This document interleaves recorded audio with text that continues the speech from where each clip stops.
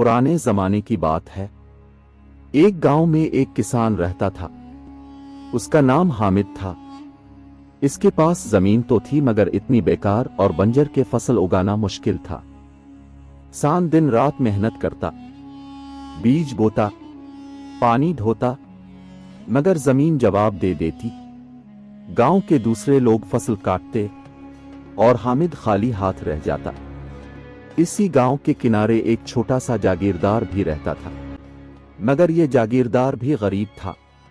इसके पास जमीन ज्यादा थी, लेकिन जमीन के साथ साथ कर्ज भी बहुत ज्यादा था।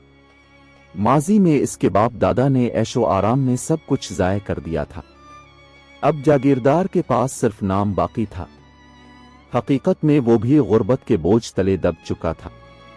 एक दिन किसान और जागीरदार की मुलाकात हुई।